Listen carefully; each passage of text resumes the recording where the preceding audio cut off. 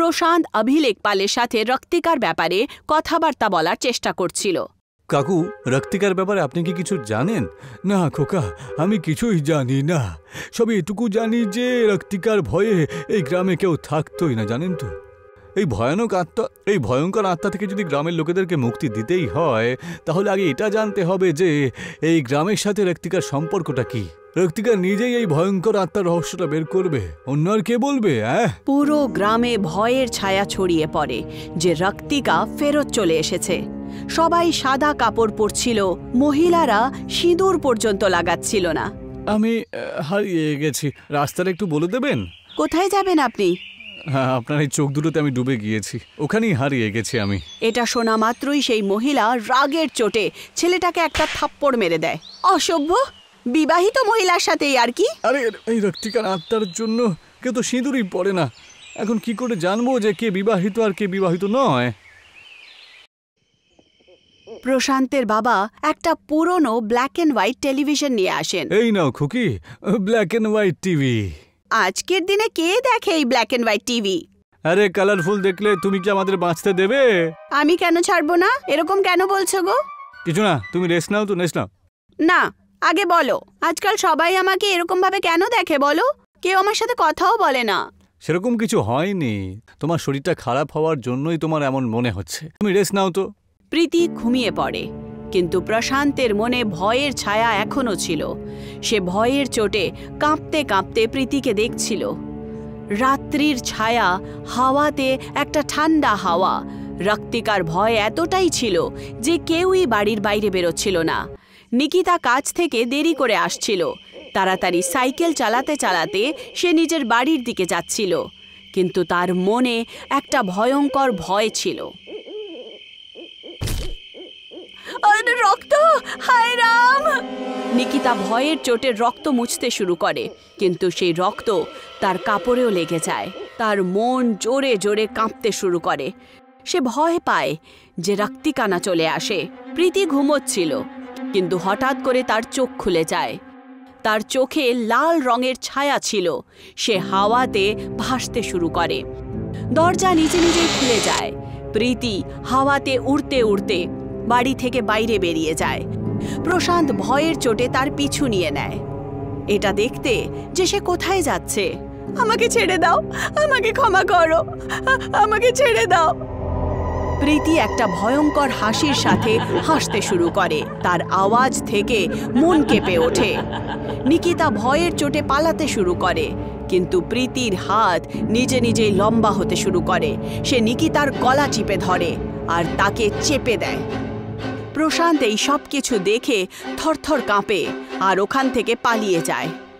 প্রশান্ত ভয়ের চোটে দৌড়ে বাড়িতে পৌঁছায়, কিন্তু বাড়িতে প্রীতি আগে থেকেই বসেছিল, তারও কিছু হয়নি।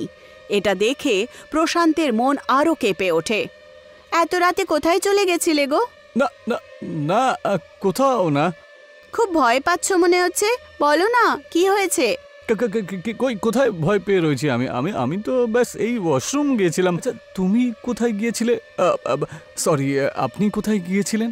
কোথাও না, আমি তো বাড়িতেই ছিলাম। ঠিক আছে, শুয়ে পড়ো। প্রীতি ঘুমিয়ে পড়ে, কিন্তু প্রশান্তের মনে একটা অচেনা ভয় বসে যায়। সে সারা রাত জেগে থাকে, ভয়ে থরথর কাঁপতে থাকে। প্রশান্ত নিজের মা, বাবা আর বাবলির সাথে বসে থাকে। কাল রাতের কাহিনী সবাইকে সে বলে দেয়। এটা শোনা মাত্র সবার চেহারায় ভয়ের ছায়া চলে আসে। বাবা, খুব শিগগির একটা তান্ত্রিককে ডাকো না, নয়তো রক্তিকা যখন তখন কাউকে প্রাণে মেরে ফেলবে। কালকেই তান্ত্রিকের সাথে আমার কথা তো হয়েছিল, সে দিল্লি গিয়েছিল, কদিন পরেই চলে আসবে। ততদিন রক্তিকা থেকে সাবধানে থাকতে হবে। রাত্রির ছায়া। প্রশান্ত নিজের মা বাবার সাথে খাবার খাচ্ছিল। তক্ষুনি বাড়ির বাইরে থেকে প্রীতির ফুসফুসের আওয়াজ আসে, একটা আশ্চর্য রকমের আওয়াজ। প্রশান্তের মন কাঁপতে শুরু করে। আরে ঘরে তো প্রীতি একাই রয়েছে, তাহলে কার সাথে কথা বলছে ও? বাবলিও তো এখানে নেই, হয়তো বাবলির সাথেই কথা বলছে। তক্ষুনি বাবলি বাইরে থেকে বাড়ির ভেতরে আসে। বাবলি তো বাইরেই ছিল, তাহলে কার সাথে কথা বলছে? প্রশান্ত আর বাড়ির লোকেরা ভয়ে ভয়ে ভেতরে যায়, কিন্তু যাওয়া মাত্রই একটা অচেনা মানুষ ওখান থেকে গায়েব হয়ে যায়। প্রীতি তাদের দিকে রাগের চোটে তাকায়। তার চোখ লাল ছিল। সবাই ভয়ের চোটে পালায় আর দরজা বন্ধ করে দেয়। প্রীতি ভেতর থেকে দরজায় নাড়া দেয়, দরজা খোলো, দরজা খোলো, দরজা খোলো। প্রীতির চিৎকার করা সত্ত্বেও কেউ দরজা খুলল না। ভয়ের ছায়া বাড়িতে চারদিকে ছড়ায়। একটা কুরিয়ার বয় প্রশান্তের বাড়িতে আসে। প্রশান্ত দাদা, আপনার কুরিয়ারটা এসে গেছে। প্রশান্তের বন্ধু বিজয় অনেক দিন পর একটা গিফট পাঠিয়েছে। প্রীতিও পাশেই দাঁড়িয়েছিল। কি জানি এর মধ্যে কি পাঠিয়েছে। অদ্ভুত টাইপের সব গিফট পাঠায়, জানো তো। মকর সংক্রান্তিও কাছেই আছে, তাই জন্যে পাঠিয়েছে হবে। যেই মাত্র প্রশান্ত বক্স খোলে, দেখতে পায় যে তার মধ্যে রং বেরঙ্গি ঘুড়ি ছিল। রং দেখার পর প্রশান্তের মন কাঁপতে শুরু করে। প্রীতির চোখ লাল হয়ে ওঠে আর সে একটা ভয়ঙ্কর হাসির সাথে হাসতে শুরু করে। সে প্রশান্তের গলা চেপে ধরে আর তাকে হাওয়ায় তুলে দেয়। আরে কে আছো, বাঁচাও, বাঁচাও! তক্ষুনি তান্ত্রিক মশাই আসেন। উনি একটা মন্ত্র পড়েন আর প্রীতির ওপরে বভূতি ফেলেন। প্রীতি প্রশান্তকে ছেড়ে দেয় আর অজ্ঞান হয়ে মাটিতেই পড়ে যায়। আপনি একদম সঠিক সময়ে এসেছেন, নয়তো রক্তিকা আজ প্রশান্তকে মেরেই ফেলতো। আমার রক্ত চুষে ফেলতো ও তান্ত্রিক মশাই। আপনার সমস্যার কথা শুনে দিল্লি থেকে তাড়াতাড়ি ফিরে এলাম। তান্ত্রিক বাবু, এই রক্তিকার ভয় থেকে বাঁচার কোনো উপায় বলুন। ওর আত্মা আমার বউয়ের শরীরে কবজা করে নিয়েছে। আজকে রাত্রে ওর একটা ব্যবস্থা করবই। রাতের অন্ধকার, ঠান্ডা হাওয়ায় একটা ভয়ঙ্কর কম্পন। তান্ত্রিক আগুন জ্বালান আর প্রীতিকে তার সামনে বসিয়ে দেন। উনি মন্ত্র জাপ করেন আর পুজো শুরু করে দেন। রক্তিকায় মহাভূতায় নমঃ, সত্যশ্রিয় মধ্য নাগচ্ছ, রক্তিকায় স্বাহা। রক্তিকার আত্মা তার শরীরে প্রবেশ করে যায়। সে একটা ভয়ঙ্কর হাসির সাথে উঠে পড়ে। চুপটি করে ওখানেই বসে থাকো। কে তুমি? আমি রক্তিকা। এখানে কেন এসেছো? কি চাই তোমার? আমার রাজা রুদ্র সিং চাই। কিন্তু কেন? তার রক্ত চাই। তার রক্ত দিয়ে হোলি খেলবো। আরে কিন্তু কেন? প্রতিশোধ। সে আমাকে ধোঁকা দিয়েছে। এখানে কোনো রাজা রুদ্র সিং নেই, তুমি চলে যাও। যতদিন পর্যন্ত আমি রাজা রুদ্র সিং এর সাথে প্রতিশোধ নেব না, আমি এখানেই থাকবো। যাও, তাহলে আমি তোমাকে বেঁধে দেব। তুই আমাকে আটকাতে পারবি না।